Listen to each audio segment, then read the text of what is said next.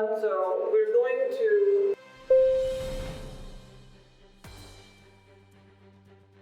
Hi! Hey! It's good to see you guys. Good to see you too. If I can have you on the shot. Yep. Hey. My name is Arsalan, and I'm here to see your offices. Yeah, welcome to Sparkbox. I'm Emily, I'm our communications director. And I'm Gary, I'm a developer here.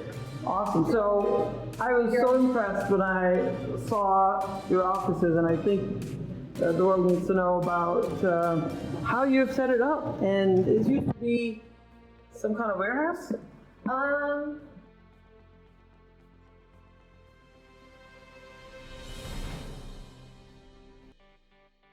Actually, yeah. We've got like a train depot over there.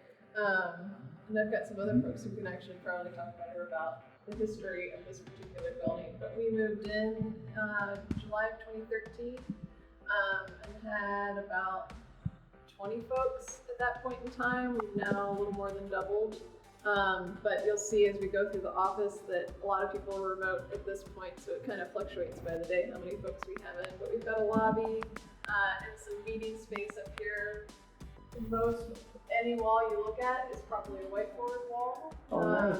So we do lots of sketching and writing around. I think my daughter would love this. Yeah. We've had a lot of kids come in and we've learned how to get Sharpie off of dry erase, thanks to all the kids that come into the office. So that's our back office group. That's the group that takes care of everybody. Okay. They're fantastic and take good care of us. We've got some phone booths out here where people can do quiet spaces. Calls. Yeah. This is the big room. This is ours today.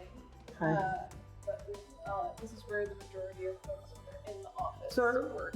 Did you organize the office in functions, developers, designers, or teams? Actually, it's kind of sit where you want. We have a theory that we've got these rolling desks, or these like rolling spaces, so that you can kind of transition and move around. Okay. So there's flexibility for folks to work where they want, and if they're working on a team, they can kind of move over. But reality is we're distributed a lot now, so folks kind of set up camp where they feel really comfortable and can just go with the flow and expect what they're going to expect for the day. There's a lot of, when lots of folks are in this room, there's a lot of conversation. Certainly, like we've got 2 rooms over here, we can hear a video call actually going on in that room over there. Check out the handle. Yeah. That's pretty cool. This is old barn door, pulled together. Yeah. So we've got these rooms that people do a lot of calls in here. So the communication, it's usually it's online using, what kind of tools do you use? We're definitely in Slack a lot. Okay. And then we're doing whatever video conferencing tool works the best at the moment. So we're using Zoom for the most part now. Yep. But we don't really hold too tight to anything. It's more the way that we're going to talk to each other and the fact that we're going to do it a lot. And then whatever medium works for that is fine with us. Okay. What about email? Do you think email is still useful these days, or is it just like it's 2019, nobody does email anymore? If I'm trying to get a hold of somebody on our team, I'm going to Slack. Yeah, I'm going to direct message. If I want to get a hold of, and even clients too, we try to pull them in so that we can all they have quick access to all of us. Okay. But, if I'm emailing, it's more likely with a client. Mm-hmm. Okay. This is our device wall. Oh, okay, so we can just take whatever you want. So I feel like I don't have an Android. Let me just take that. Yeah. Is that how it works? You can go take it and test. Oh, okay. So these are personal devices. These are company-owned devices. Oh, okay. These are test devices that you can pull and go test. Oh, this is for so if you make a website and you want to make sure it's responsive and it shows properly on different types of devices, so you use that. What about emulators? Do you think these work better than emulators? I think it's probably both. So browser stack is used quite a bit. So we use that. Emulator-wise, probably not too many. This is probably, I see probably folks come to this probably more often than emulators, but for browser testing, cross-browser testing, the browser stack is really getting a lot of attention. Yeah. It continues to get better and better. This was built especially at a time when we didn't feel as comfortable that we were going to get the same kind of results. And But- mostly, you guys make websites, right? Web applications. You're not making mobile apps. Mm-hmm. Okay. Yes. So these are basically what all different kinds of browsers will be in there. Sometimes it helps. Trust me, I've been involved in projects where the browser that a device has does not have an emulator because it's old. Mm-hmm. And that happens, and then it makes you feel good if you can see it. Yeah, exactly. Yeah. Yeah, so building lots of products, building lots of websites, but doing those with web technology Okay. is where we stick for the most part. All Although right. we'll throw something else in there sometimes if the client it's right for the client. Or you could put some balloons in there that people can shoot. So yeah, we've got That's the end of the we've night. got dry erase here. We have Oh, dry nice. erase over Oh, here, yeah, I and never this is an internal project up here. Oh, nice. But this So you was can write on any of the walls, almost any of them. except that it Make sure they're shiny. Make sure they're shining. make sure it's your own wall. Yeah, but we've got design system survey. This is the second Uh-huh. year that we've done it, and so this was actually sort of a hybrid between the content team working and the design team working. They were doing some sketching and kind of prioritizing and thinking about the flow of things, and that's what they've got up here. Okay. Wonderful. This is the communications team. So this is my group. Hi. Hello. What's your function? What's your job? I'm a communications specialist. Okay. The lighting here is pretty bad. Okay, so what does that mean? I do some of the SEO work. I also help the blog and help people edit their posts to go on the blog. I also help social media and help in any way of communications. Okay. So you do internal projects or client projects? Internal projects mostly, yes. Okay. That's So fine. we've got, this is our thought leadership goals for the year. Okay. And a lot of what we're trying to do this year is help our team. Our team does so much good work. Like, we're doing really good trainings with the apprenticeship program. We're investing a lot of time in creating content for that. We're going out and speaking at meetups or speaking at conferences, and we really want our team to start to recognize just what great content they're producing, and help them transform that into something that we can share even more easily and readily with folks. So we're trying to help show the team that the fact that you invested in one area or did something actually sort of basically our blog, The Foundry, is sort of the central place for us to share things, and trying to help them see do those things, invest in those things that you think are really good and going to make you better and make our community better. But let's also find a way to be able to share that out too.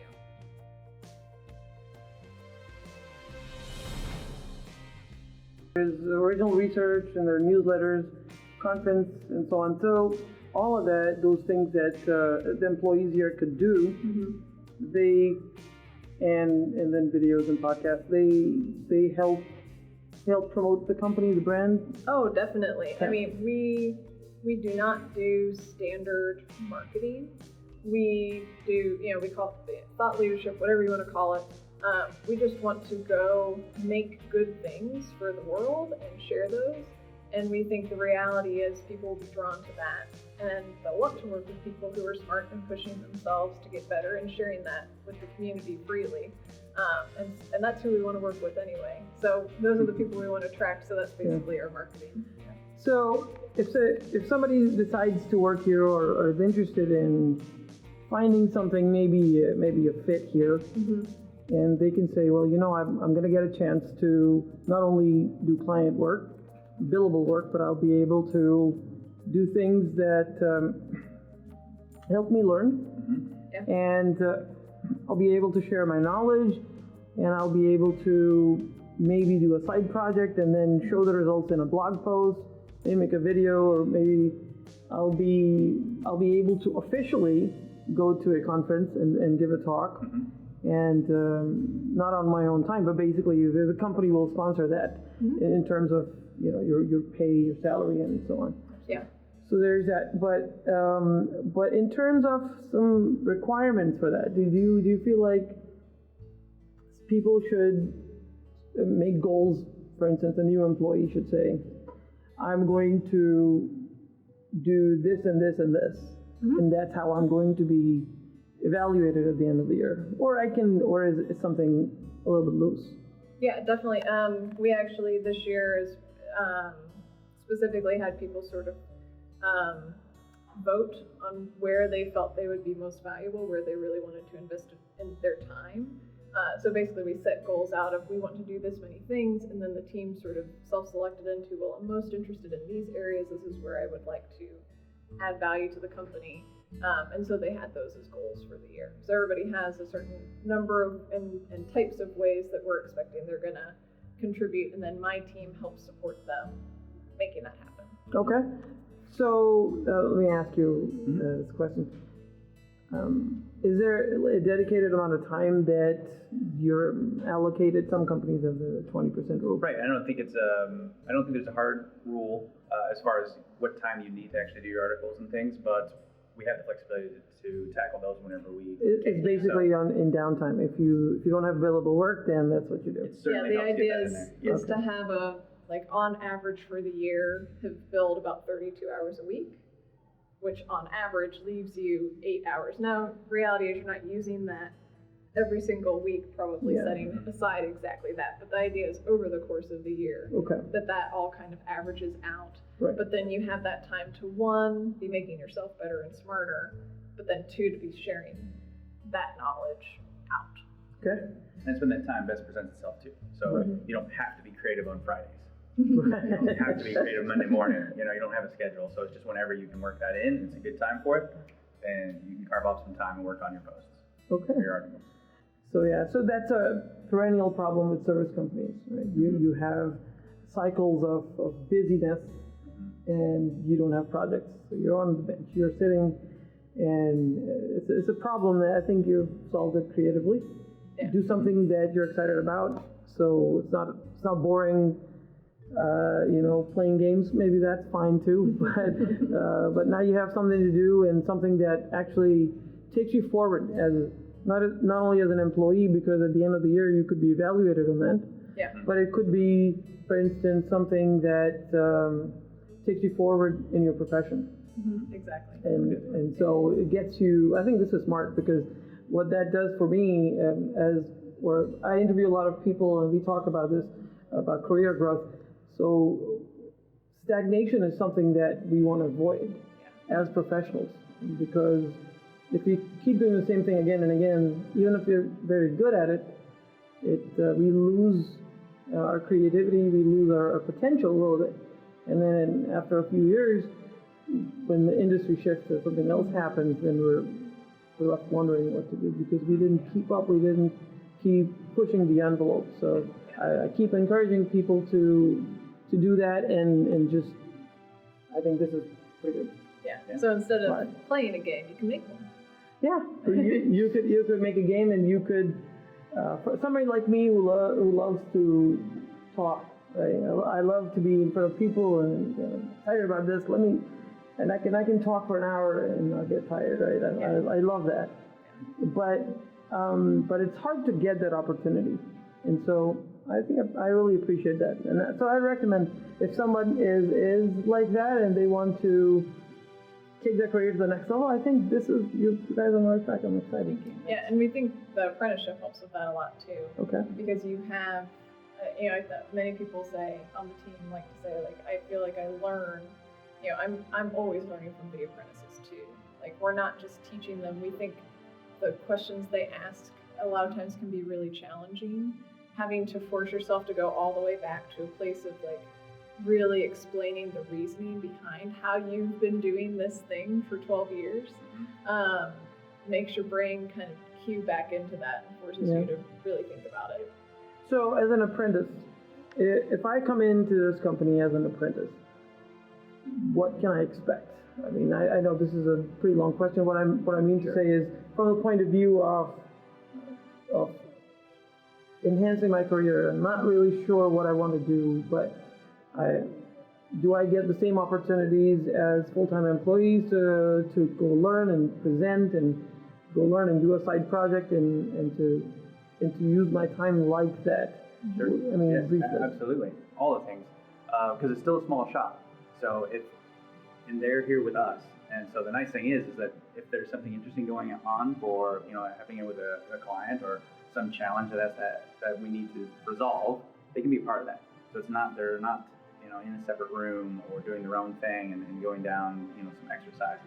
They can actually, pair with us, see what we're working on, see what problems we're having.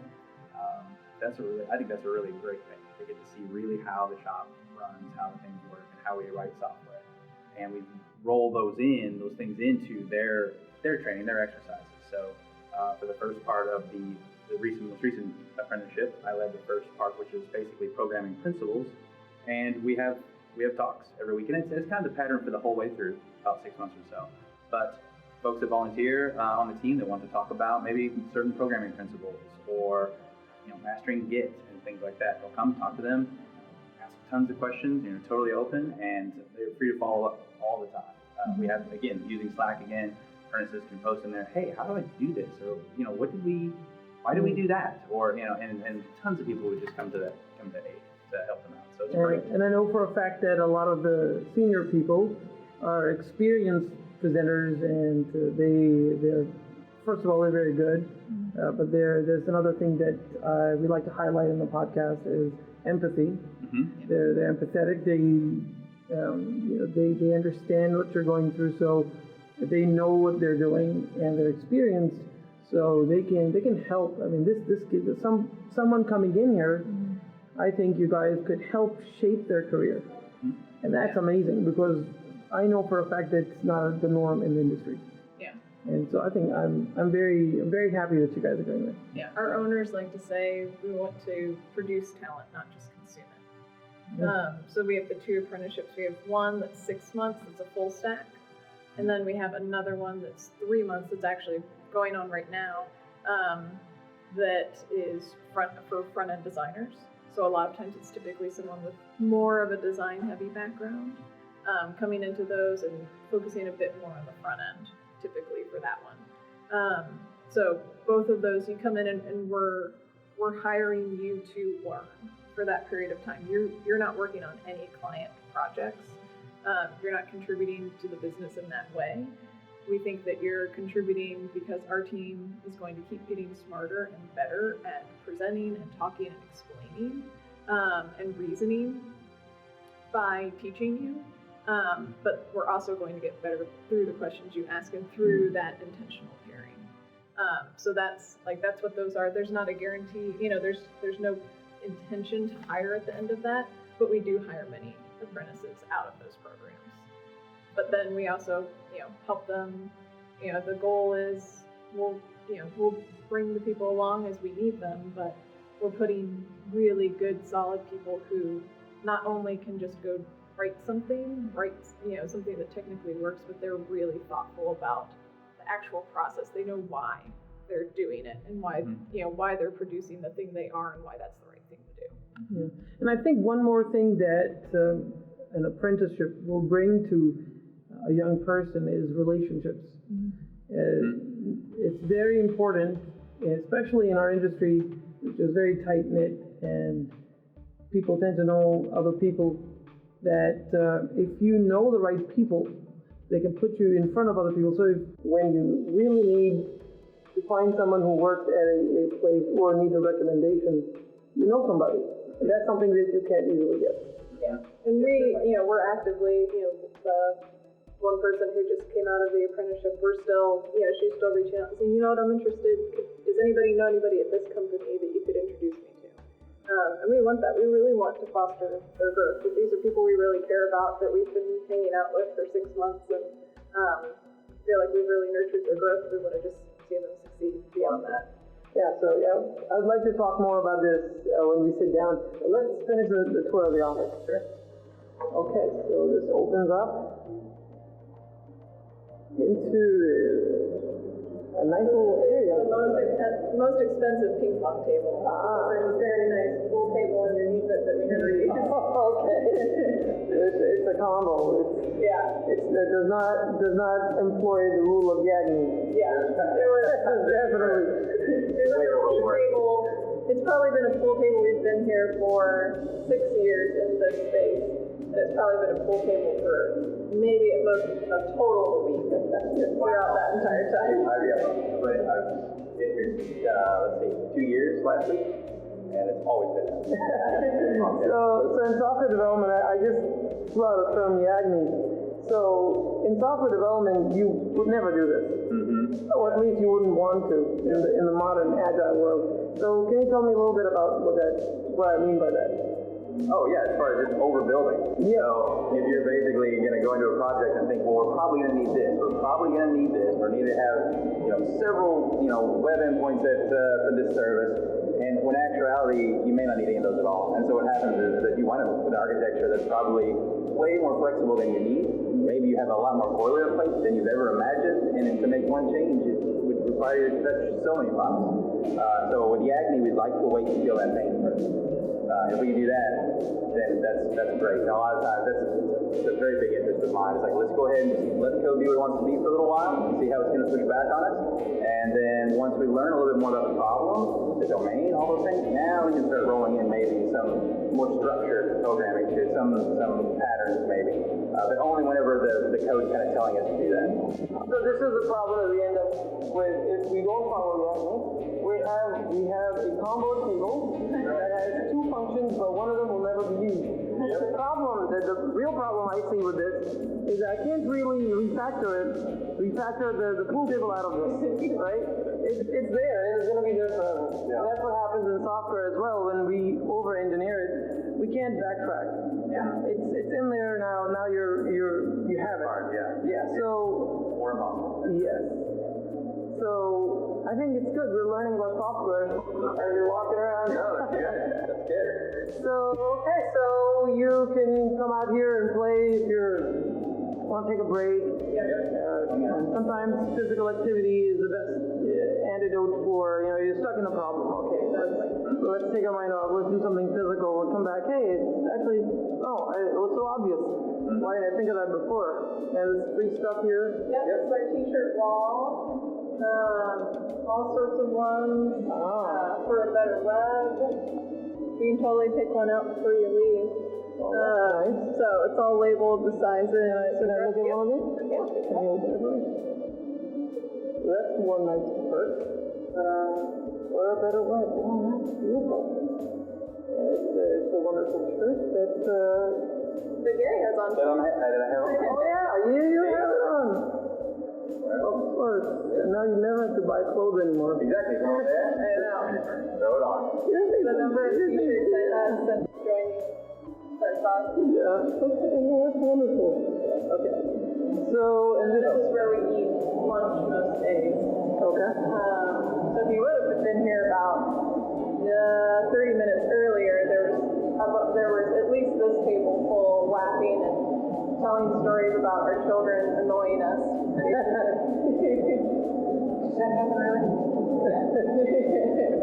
So yeah, that's a nice space.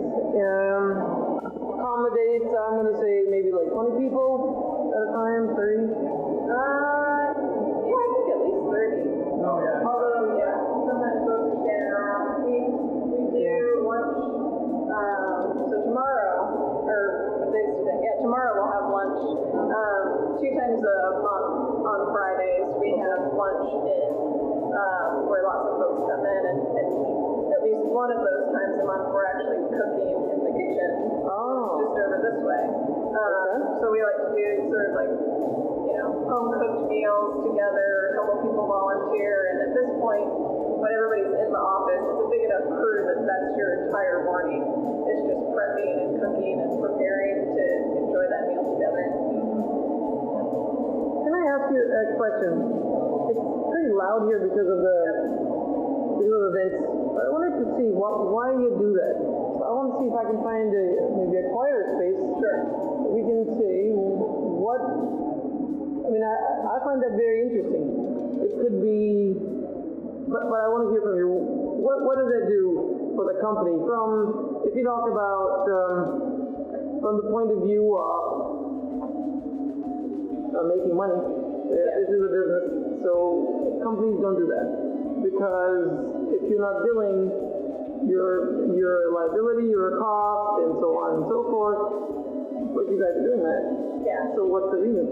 So when Sparkbox first formed, there were 4 or 5. There were several different companies that actually were just sharing a space together, and they all started kind of talking and grew to really like each other and said, you know what if we just all worked together as one? And so that's how Sparkbox got started, and it was in a converted loft. So there was a big kitchen in the space already, and several people in that small group that really liked to eat, and really enjoyed the communal aspect of eating together and sharing that time together. And I would say Ben, our president, is probably a big factor in encouraging that. So because of that, they just sort of naturally started just cooking together every Friday. And it's just become a really central part of us. We hire for fluency, empathy, and humility. Those are the 3 things because we want a really well-functioning group dynamic, not only for us and our company, but also for what we bring into our clients. I actually just wrote an article that's going to come out in a little bit that's talking about the emotional contagion theory. That's basically the idea that emotions are contagious.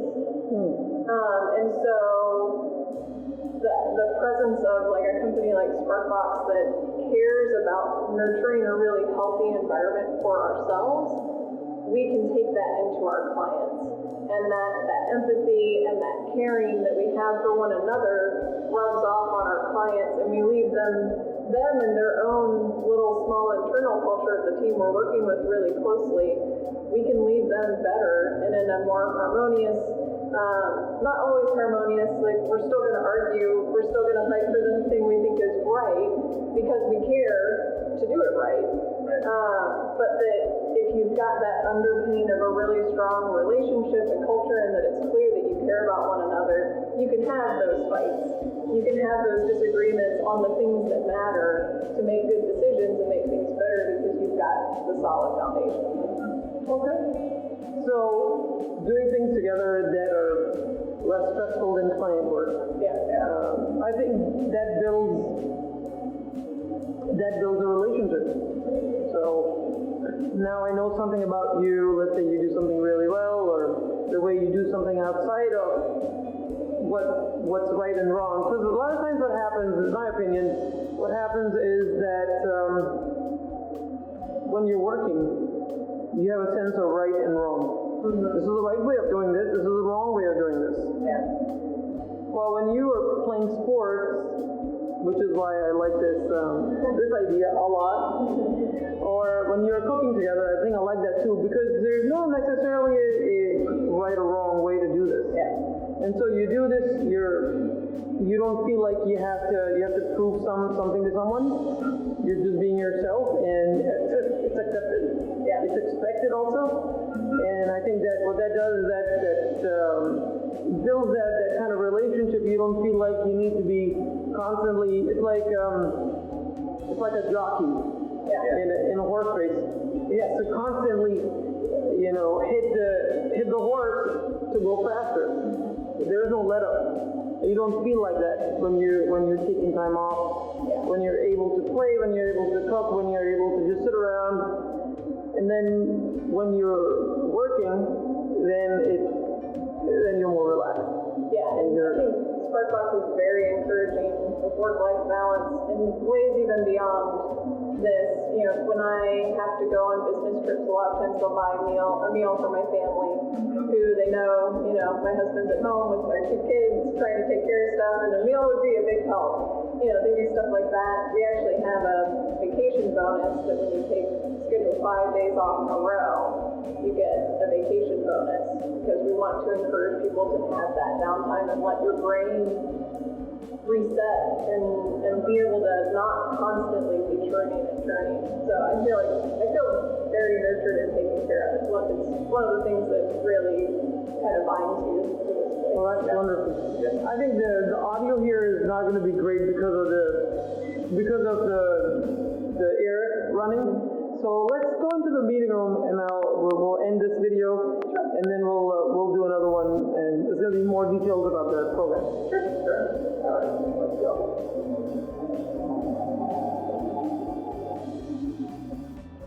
So I really like the way this room has been extended. I feel like that creates a sense of depth.